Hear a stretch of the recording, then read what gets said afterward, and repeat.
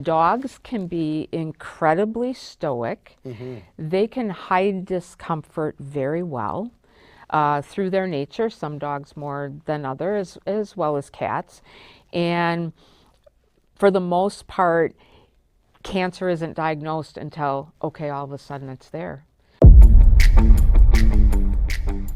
You have found Authentic Business Adventures, the business program that brings you the struggles, stories, and triumphant successes of business owners across the land. Downloadable audio episodes can be found in the podcast link found at drawincustomers.com. We are locally underwritten by the Bank of Sun Prairie, and today we're welcoming / preparing to learn from Beth Viney of Czars Promise. So Beth, how is it going today? Oh, besides being a rainy day and muddy paw day, it's going great. Muddy paw day. Muddy paw day. I'm excited. Today we're talking dogs, right? We're talking dogs and we're talking cancer in both dogs, cats, and people. Yeah, well, at least that's half good, right? Yep, So, that's right. tell me, what is Czars Promise? So if you have ever known anybody, human or a pet, that has been diagnosed with cancer, that's what we focus on. All right. And really we have two main areas of mission, and one that we do every single day is we work with families throughout Wisconsin and even some other states that come to Madison, Wisconsin for veterinary oncology care because their pet, their dog or cat, has been diagnosed with cancer. And what we do is we help them navigate through that journey, because when you first hear the words, your dog or your cat has cancer, it's kind of like you get a glazed look over your face, your throat sinks down into your stomach, and you have 1,000 questions and not a lot of answers. So we're here to help people go on the path and provide resources and advice and wisdom and guidance, but we're also here for financial support. Okay. To help them through chemotherapy and or radiation care, that type of thing. So that's something we do every single day. But the second part of our mission is finding a cure is really important. And over the years, what's been found is that because the physiological makeup of a pet equals that of a human, is that any research that can be done in either species in regards to oncology or cancer is going to benefit the other. So we partner with our special friends at American Family Children's Hospital and the UW School of Veterinary Medicine to help support their oncology research, to help find new means of treatment or new means of diagnosis, with ultimately the goal to find a cure. Nice. So that's what we also do, and that's something we've been doing since we started in 2018, and this year we're really going to start talking about that partnership and that initiative a lot more.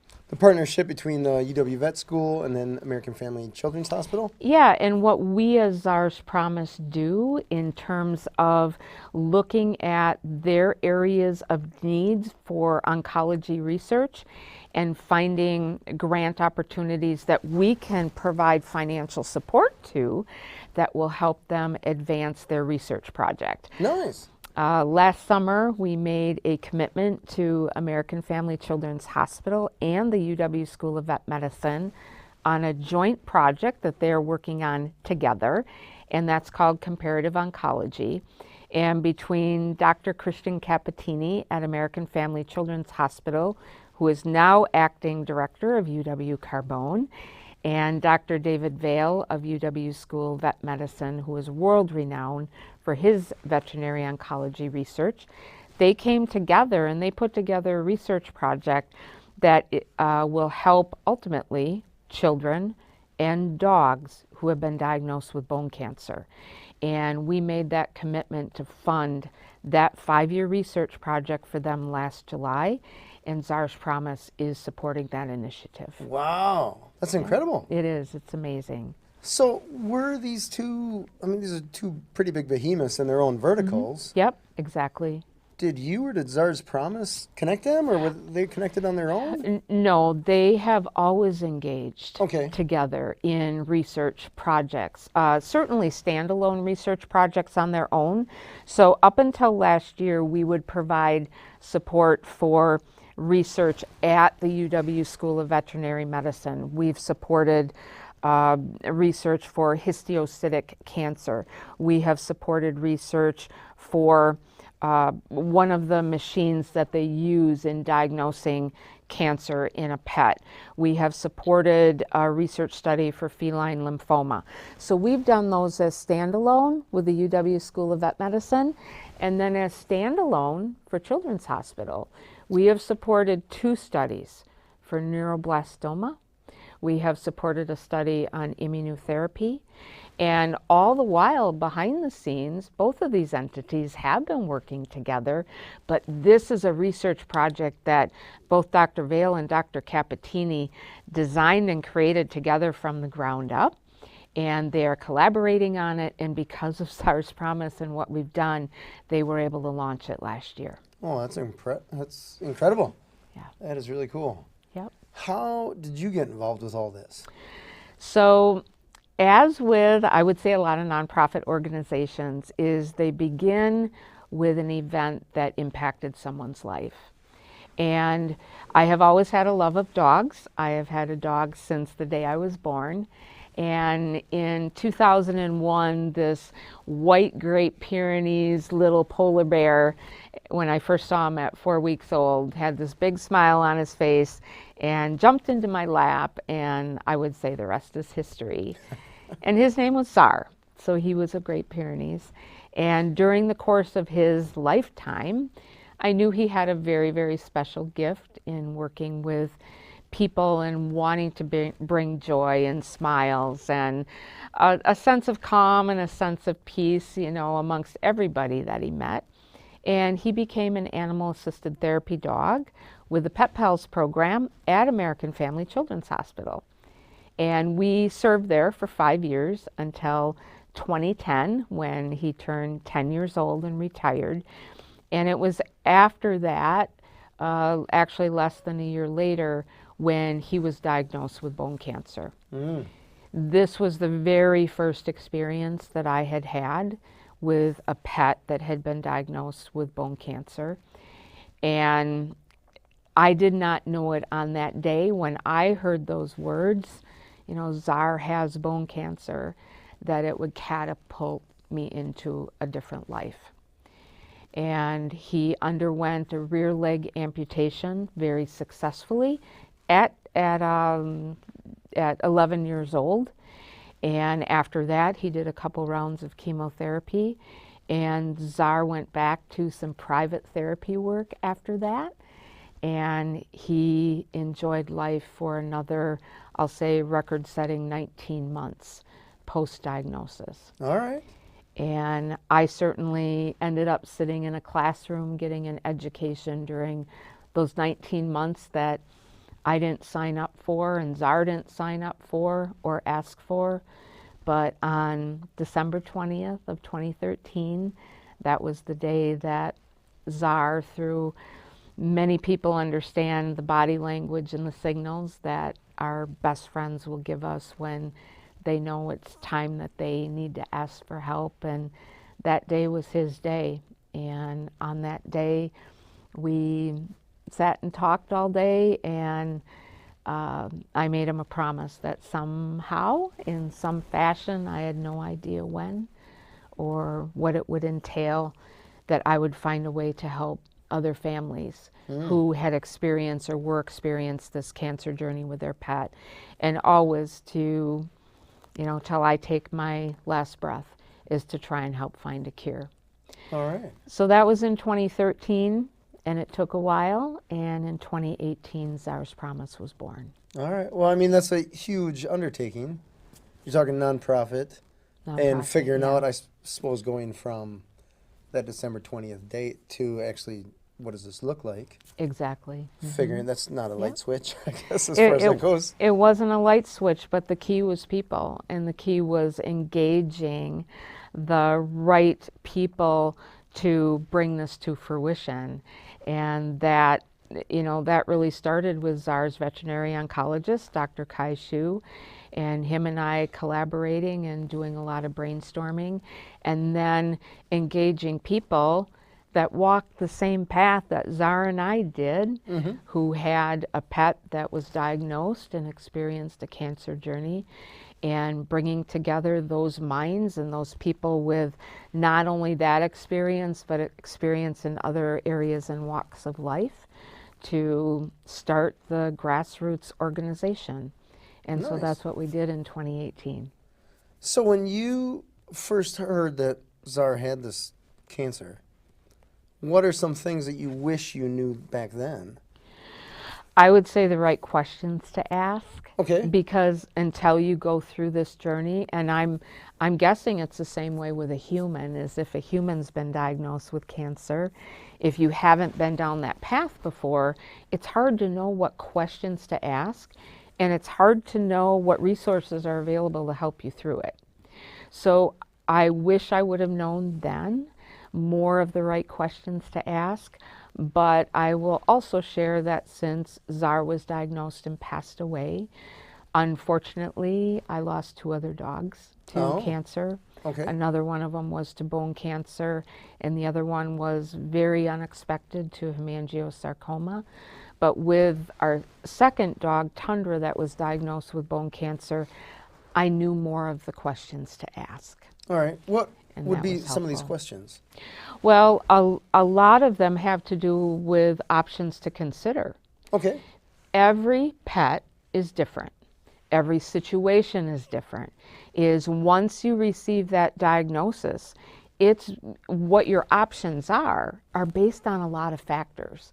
Some of those factors are the overall health of that pet, the age. Do they have any other physical challenges that impact what you can consider for those options? So, for example, with Czar, is that he was in perfect health despite being a large breed working dog and a senior. He did not have any other health challenges. He also had clear lungs at the time that he was diagnosed with bone cancer, which means that the cancer had not metastasized to his lungs yet. So he was a candidate for amputation. He was a candidate for chemotherapy. Tundra, on the other hand, our other Great Pyrenees, she was diagnosed with bone cancer. It had not metastasized to her lungs, but Tundra also had arthritis in her legs. If we would have had the amputation done on the afflicted leg that had the bone cancer present, it would have impacted her mobility, etc., for her other legs. So that, to me, to amputate and take that leg was not in her best interest, because every decision that was made was always in the best interest Okay, that of the makes pet. sense. Because it'd Yeah. be one of those where we got the cancer out, good news. Yes. Bad news is the lifestyle of the dog is highly degraded. It So- it could be, especially if other limbs are impacted with osteoarthritis, or in Tundra's case, she had her knees replaced at a young age. Oh, So wow. if you remove one of the back legs, the other leg is already compromised in a little bit of strength. She was also a senior, and based on that, I did not want to do that to her. Fair. So the options that are presented to each pet are based on many factors, and knowing the right questions to ask and the local resources that are available, I think knowing that just would have been very helpful. All right. That makes sense. 'Cause I'm thinking as you're speaking, cancer is such a broad topic Yeah, it is. that when somebody mentions, hey, this person or this pet that you love has cancer, you all of a sudden have to either know something like, let's say, space travel or something like that. Like, I don't know anything about space travel. I never learned about space travel. Yeah, I know that's it's up right. there. I know roughly what cancer is. That's right. But the choices about, I suppose you go through the whole thing, right? How did it happen? Why did it happen? What do we Yeah. do now? What are the options? Right. And then you're limited, I suppose, initially at the expert at hand, so the current doctor. Do people get second and third opinions? Well, usually initially, a cancer diagnosis comes from a family practice veterinarian. Because as pet owners, and you're a pet owner, Yeah. if you suspect that your pet isn't feeling right, or you notice something different that has changed on their body structure, you're going to take them to your family veterinarian. And through a series of questions or tests or whatever it may be, usually your family veterinarian is the one to initially provide that diagnosis. Or in the case of bone cancer, it may be an orthopedic specialist that you have met with, which was in my case, Dr. David Ettinger, who was the orthopedics specialist that diagnosed with Czar originally. But the key is that once you receive a diagnosis of cancer in your pet, or a suspected diagnosis from your family veterinarian, the next best step that anyone can take is having a consult with a board-certified oncology veterinarian. Because like if you or I, let's say we're not feeling well, we go to our family doctor, right? If a family doctor provides an initial diagnosis of cancer, it's not that family doctor that's going to say, here are your options specific to your case. Here are the next steps and I'm going to treat you. No, they're going to send you to a professional that lives and breathes oncology every single day, so they can make that best recommendation to you so that your quality of health can improve. And that your cancer can be treated. Same in the veterinary world.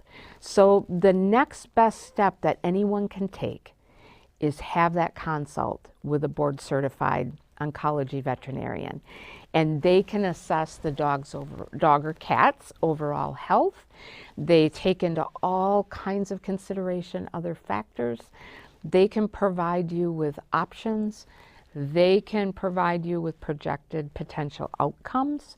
They can provide you with what that will look like financially, so that overall you can, at that point, make that best decision for your pet.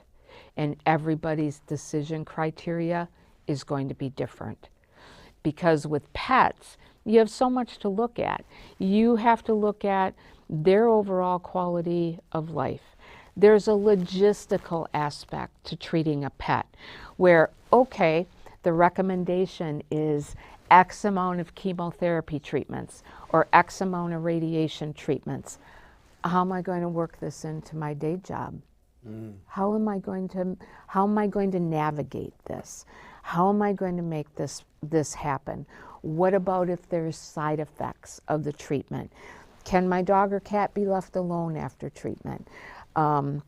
How much is this going to cost? And that's something else we can chat about.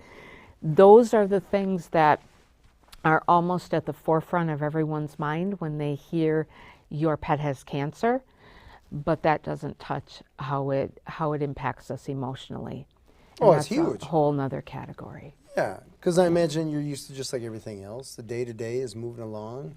Yeah. You're chugging along, and there's probably, if you're like me, which I don't necessarily recommend people doing this, but I have a 14-year-old dog. I love her to death. And it's interesting because she was the first dog I ever had. Okay. We didn't have dogs when I was a kid. We had goldfish. That's a little different. Yeah, a little different. A little different. So there wasn't so much remorse when they died. It was just an expectation, kind of. But I remember thinking, pre me having a dog, somebody had like a buddy or family or something like that, mentioned that they had to spend $5,000 on their pet. And I'm like, they're giving dogs away. What are you spending $5,000 on this dog for? But now that I have a dog, I mean, on day one, I was like, okay, well, that argument's out the window. Right. And she actually had cancer, a little thing. Okay. It cost us $5,000 to get that removed. Sure. And there was no question. Yeah. It's a family member. It's a family member. It's a companion. Many people refer to their pets as their children. You know, I certainly do. Yeah, absolutely. A lot of others do as well. They're an integral part of the fabric of our family.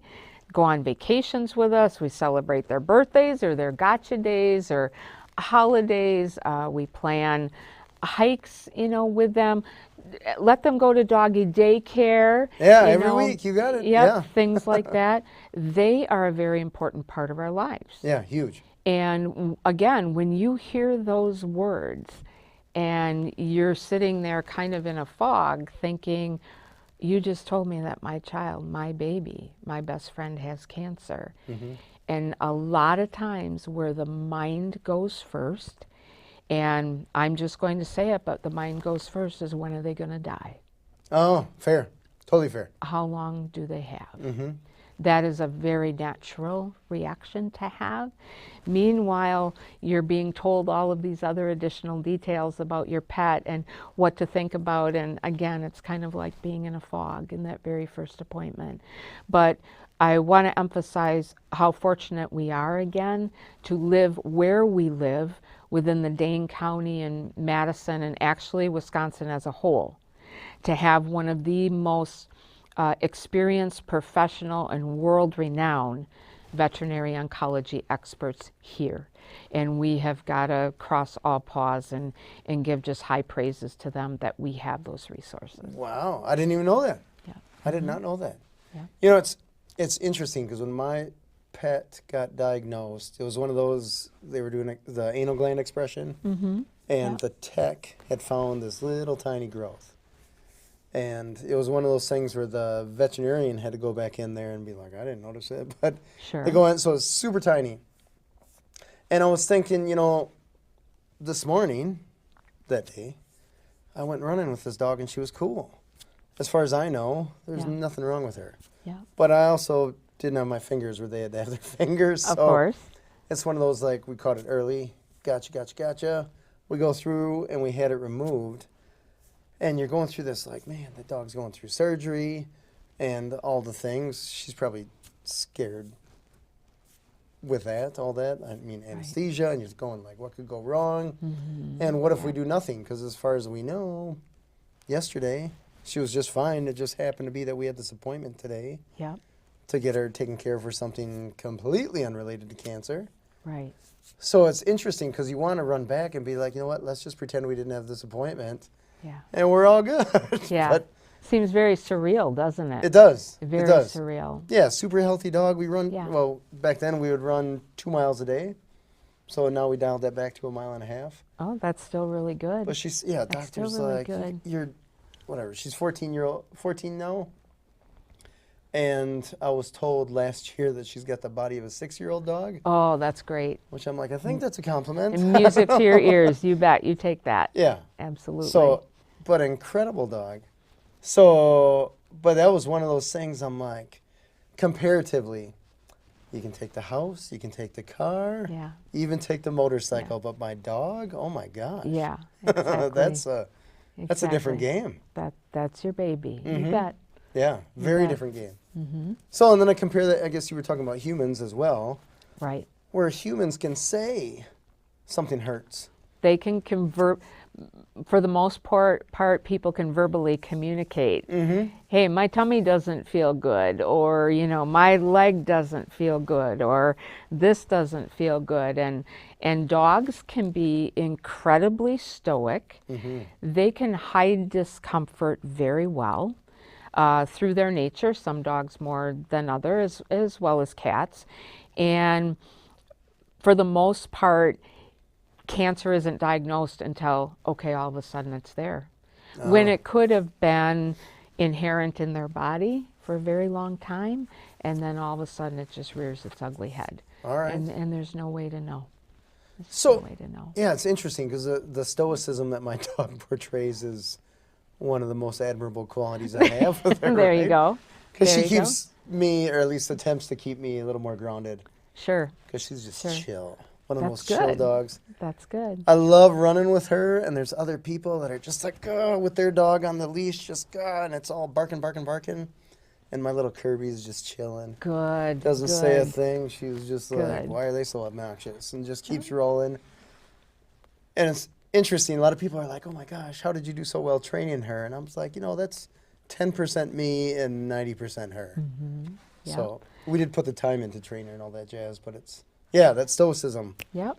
Love it. But you doing that and getting her out and exercising together, those are great bonding moments. Yeah. And also making moments that matter. Yeah, it's huge. Yeah. It's a little ego boost, I guess, when the family walks through the door and she comes to me. You're her person. Yeah, You are her person. Awesome dog. Yeah. Are there things that people can look for in their dog if the dog's not going to say, hey, I got a tummy ache or anything? Sure. Are there certain things that people can do just the same way that we do little checks? So there's lots of things that people can do every day, or not necessarily every day, but on occasion. I think it's really important that a pet have a good family practice veterinarian that the owner is comfortable with, that you follow through on annual exams for your pet, etc. Also, there are other people that can notice signs. If people take their pet to a groomer, sometimes a groomer can find things that we don't know are there. Oh, interesting. You mentioned in your dog, it was through an anal gland procedure that the technician found something suspicious. Mm-hmm. There's lots of different ways that things can be found. A growth on the skin, a cough, something nasal-wise. Just touching your dog at least once a month throughout their body and feeling their lymph nodes around their neck, their legs. Does anything feel swollen? Is it enlarged? Any other changes in digestive habits, eating or not eating, drinking or not drinking, lethargy, things like that. Anything that may be a sign that something is amiss from those stoic dogs, I would recommend taking them to your family veterinarian to get checked out. Or in the instance of Tundra, the Great Pyrenees, our second one that was diagnosed with bone cancer, it was like just one day that lump appeared in that back leg. Oh. There was no warning to that whatsoever. I will say that in bone cancer with dogs is that I have learned through the 7 years now with Czars Promise and talking with other families that become part of our family in their dogs that have bone cancer, sometimes it's misdiagnosed early. Okay. And which is understandable because it can be perceived as a tear in the knee in some ways, and then it's not, it's really bone cancer. Or misdiagnosed the wrong way. Misdiagnosed the wrong way, okay. Yes. And so sometimes that does occur, but there's lots of different ways that you can just keep up on trying to read what your pet may or may not be telling you. Changes in the skin, little lumps or bumps or discoloration of a growth. Check with your family veterinarian and see what they have to say. All right. So when you first started Czars Promise, I want to shift into the actual organization here a little bit, if you don't mind. What made you decide to go that way, nonprofit versus just, donating to whatever, or putting up a bench at a dog park or something? I think because I didn't realize the need was there for what we could do until I went through the journey with Czar. Because I'll go back to what I call the waiting room. The waiting room is the place where you go to oncology and you see the same people and the same pets on a frequent basis that are facing the same challenges that you are. And back in 2012, there was nowhere to go.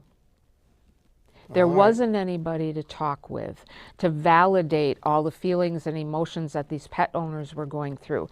There wasn't anybody to go to that could say, okay, you're at this point in your pet's cancer journey, here's another resource that may help you. There was nobody to go to in 2012 that said, I just walked into my oncologist's office and they confirmed that my pet has cancer.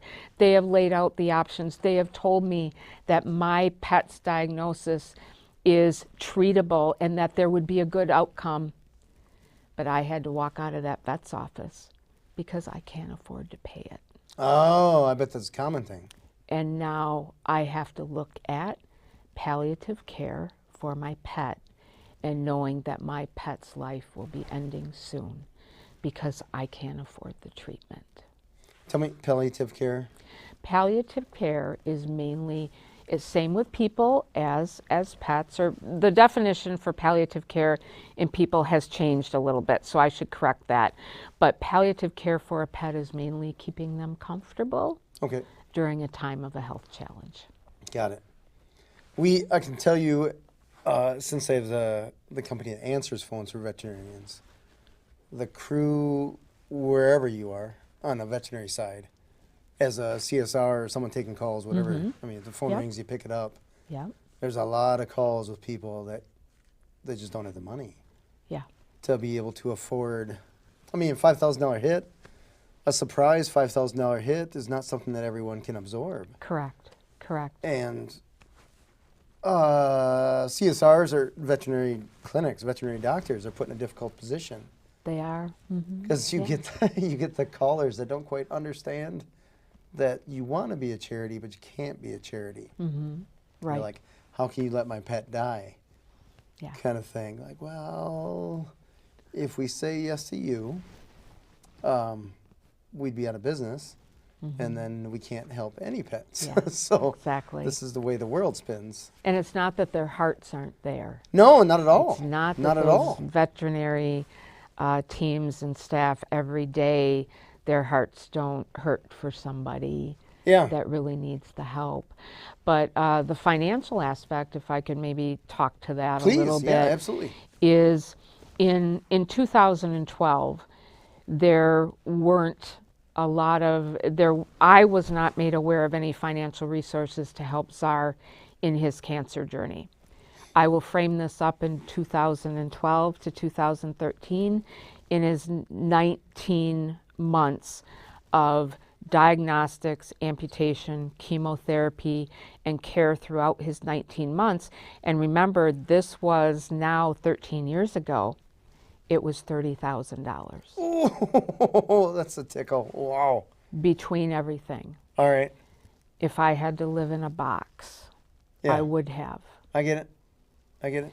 Back then, 20 years ago, I wouldn't have gotten it, but today I get it. Yeah. so when Czar became part of the family in 2001, pet insurance wasn't really a thing. No.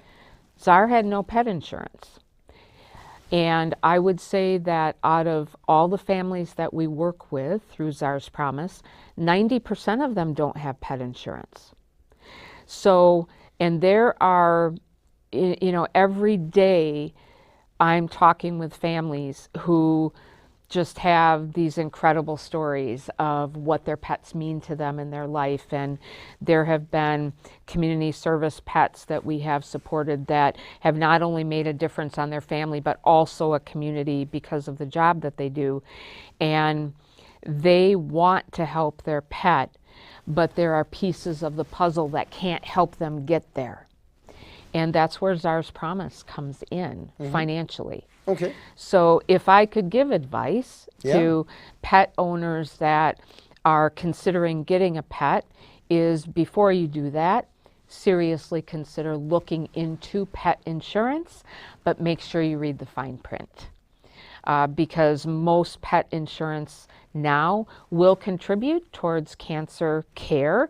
They may not cover it 100%, but when your pet is diagnosed with cancer, every single penny helps. So, and in terms of the families that we've worked with now, some of their expenses have exceeded $40,000 to treat a pet. Wow. But on the good side, we inspire hope. Because if we can provide those families with the various resources that we do, direction for engagement with other entities in the community, getting them to a board-certified oncology veterinarian, helping talk through maybe some of the decisions that they're that they're facing. Never making a decision for them, but maybe helping ask the questions that will help them reach the decision that's best for them. Providing some financial funding is that we have stories of miracles and pets that have inspired hope by, in their situation, going through treatment, hearing the R word, which is remission. Okay. Going into remission and living incredibly successful and active lives of adventure, and just making those magical moments with their family. It just continues. And there are many, many, many families that are part of the Czars Promise family that are able to experience that. That's cool. For that is why we are here. How do people learn, I mean, besides Sweet Podcast, how do people learn about Czars Promise if they have a pet that has a need like that? Well, we're 7 years young, and I use the word young because in the nonprofit world, 7 years for a nonprofit organization is still considered young. And our organization and our team, who I cannot give enough gratitude and high praises of thanks for those that make up the Czars Promise organization, is really raising awareness about who we are and what we do. And that means is largely through the board certified veterinary oncology clinics that are here in Madison, as well as being out in the community for events, chatting with different organizations. And they can be organizations that are of a corporate entity. There are corporations and companies here in Madison that look for opportunities for their employees to volunteer or be part of something really great in the community, and it's being able to share who we are and what we do with those corporations.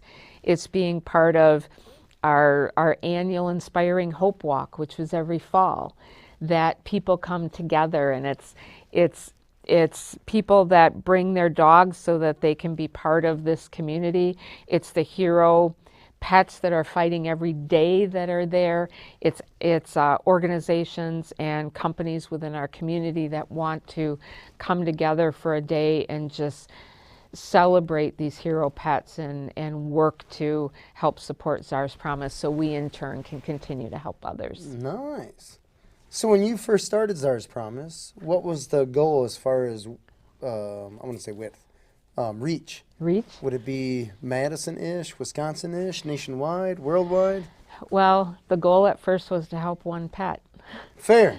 One pet. Okay. And when our team got together and talked about how we were going to start and what criteria we would look at, is our criteria was to support pets that were being treated by any of the 3 board-certified veterinary oncology clinics here in Madison.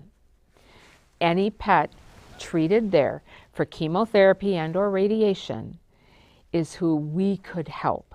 But here's what's interesting. Because of the level of care that exists here in Madison for veterinary oncology, people come from all over. Oh, they travel. People come from Michigan. They come from all parts of Wisconsin. They come from Illinois. They come from Iowa. They come from Minnesota.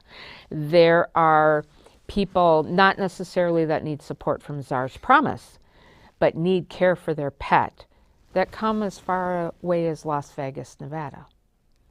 So really? We are world-renowned, nationwide, or at least known nationally, for the cancer care that we can provide pets here.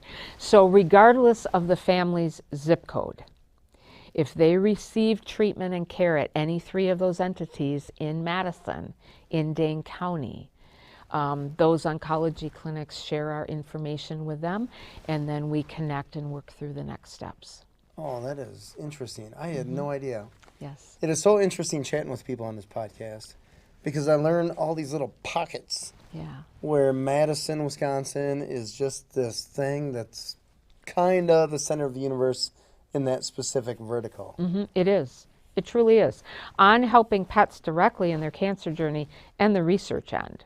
So having board certified veterinary oncologists, You think of the wonderful rural areas of Wisconsin, those services aren't offered there.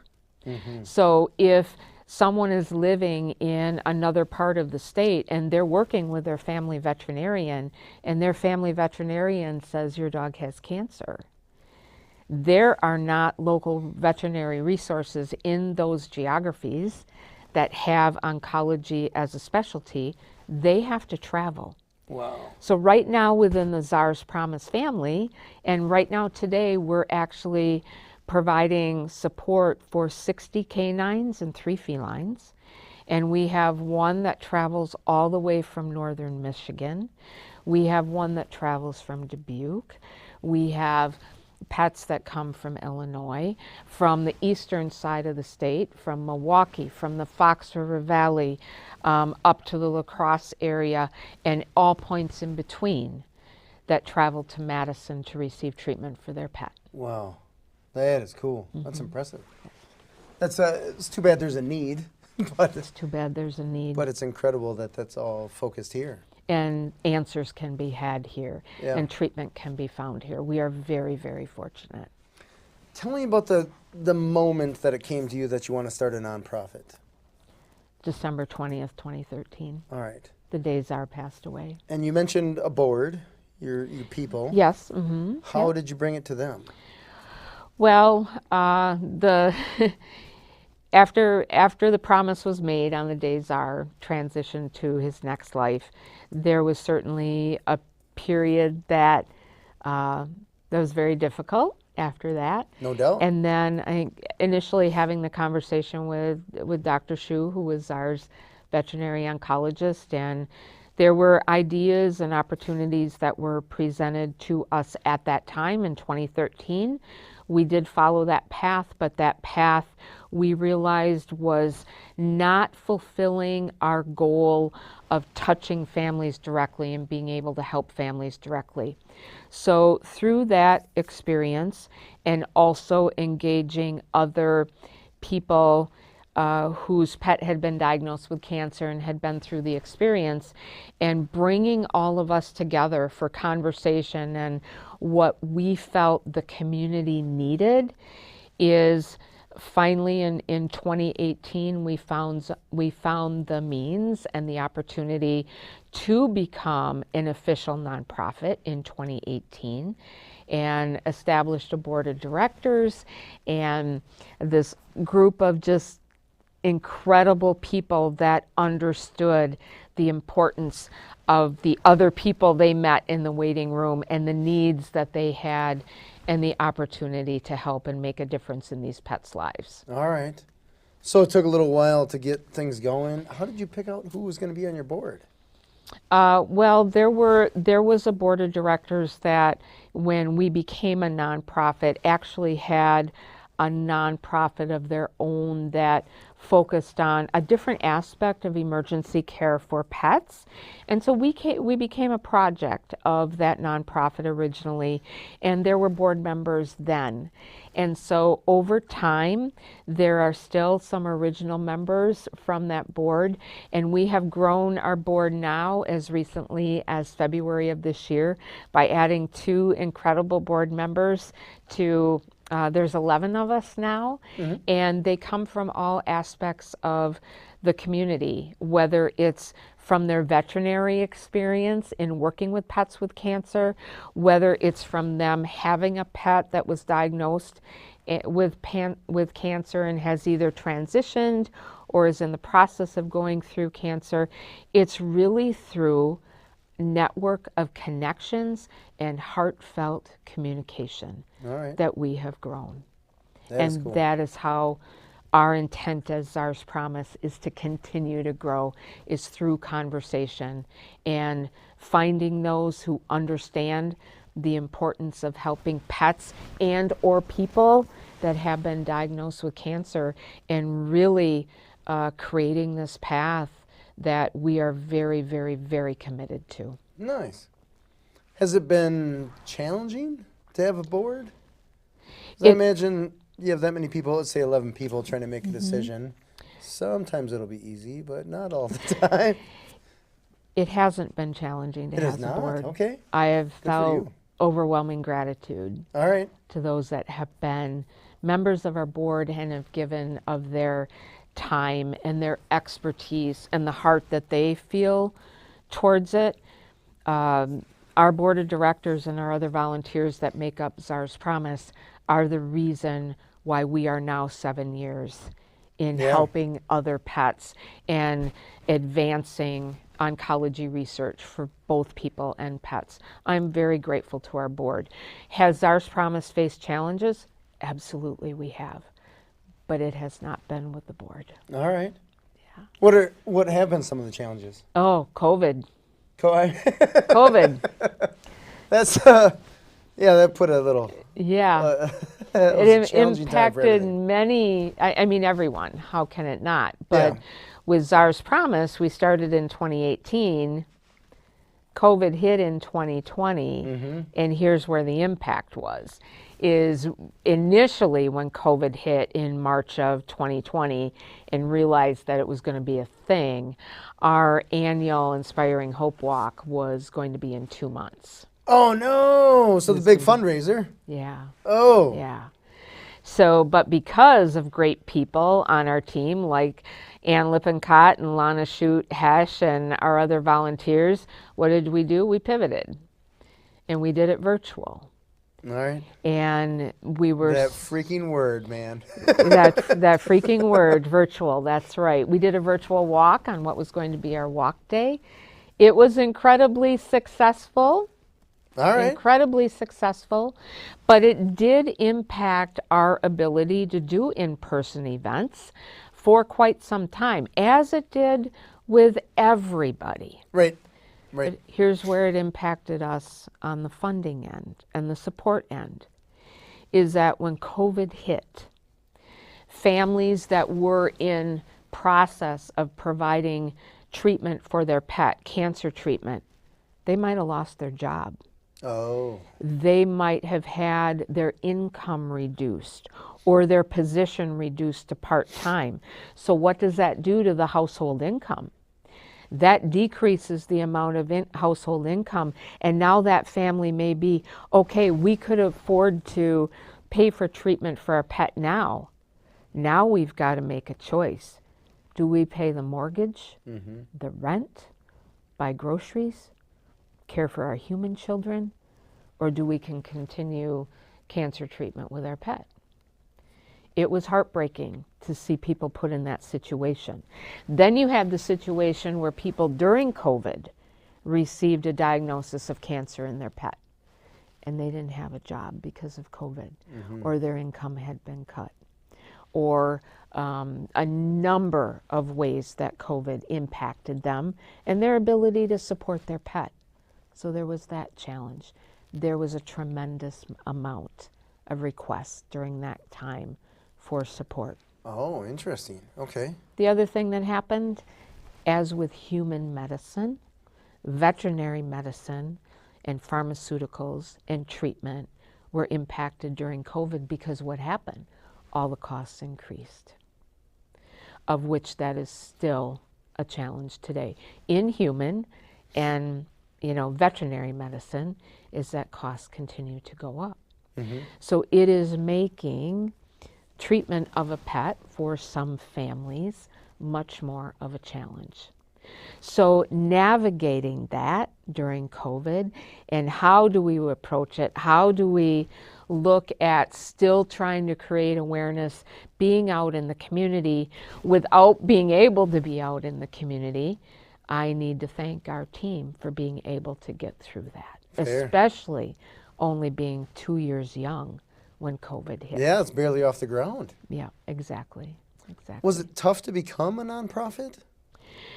In our case, again, we became a project of another nonprofit that was already in existence that addressed a level of pet care. But to start a nonprofit from the ground up, there's a lot of legalities and things that have to be gone through. There's expense that's related to it, and there's things as just going through the whole application process of becoming a nonprofit, creating articles of incorporation, creating bylaws, establishing a board of directors. There is a lot of steps that need to be taken, and it is like I said, there's a cost associated with that, but it's also time consuming. Very. And you want to make sure that you get that initial formula right in order to launch your program and have success in the end. Yeah, that's fair. Were there any doubts pre-pandemic once you got going, or were you just like, what did I do, or what have I taken on? Personally, I always knew it was the right thing to do. Okay. But with any nonprofit, funding is the biggest challenge. I mean, it's constant. It is. And the very first year in 2018, because there is no other organization that is like Czars Promise. There are other organizations out there that will provide financial funding to help a pet on their healthcare challenge journey. There are organizations like that in the United States, which are wonderful. There's also organizations in the United States that provide funding for oncology research. There isn't one that does both. Oh. So there's no book for dummies out there. There's no... It's just like a kid. There's no instruction manual. There's no instruction manual for this, right? So it really is a grassroots, very early adopter mentality that went into creating this organization. Was I scared? Absolutely. Every single day. Am I scared today? Yeah, I am. All right. Every single day. That doesn't go away, but let me tell you where we started and where we're at now is in 2018, we provided support for 3 dogs. The whole year. That's still impressive. It was because we didn't know what to expect. Yeah. There was no template to look at to say, this is what you can project your first year. Yes, we had hopes. Sure. But 3 the first year. And today, April 2nd, 2025, we've provided support to about 300 in the last 7 years. Wow. And 63 right now today sitting here we are supporting. So I have the board of directors, our volunteers, and our community to thank for allowing us to do that. That's quite the trajectory there, right? It is, very much so. That's impressive. Very much so. I love it. So next steps, I guess, next stage, when you come back here in a couple of years, where do you expect Czars Promise to be? Where would you like it to be? Where would I like it to be? Oh gosh, just a more visible resource and pillar in the community. And still, unfortunately, cancer does not take a vacation. It doesn't take a holiday. It's not a Monday through Friday thing. And in the future, there are still every day going to be pet parents and humans that hear your pet or you or your human family member has cancer. Mm-hmm. And I want Czars Promise to be here to commit and continue to be able to fund the research that needs to be done to help find a cure. Because even now today, in these economic times, funding is going to become more scarce for that research.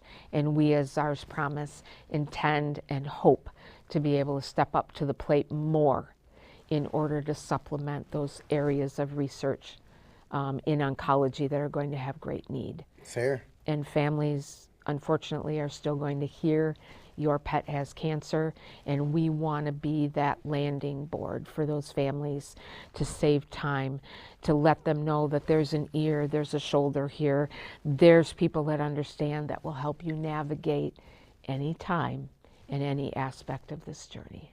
Yeah, that is cool. There's certainly a value in hope Lot of hope. let alone all the other Yeah. information, education, resources, all that jazz. So You that's bet. impressive. I mean, that's our tagline is inspiring hope and funding research, and we see miracles happen every single day in pets that graduate from their last chemotherapy treatment, or like I say, hear the word remission.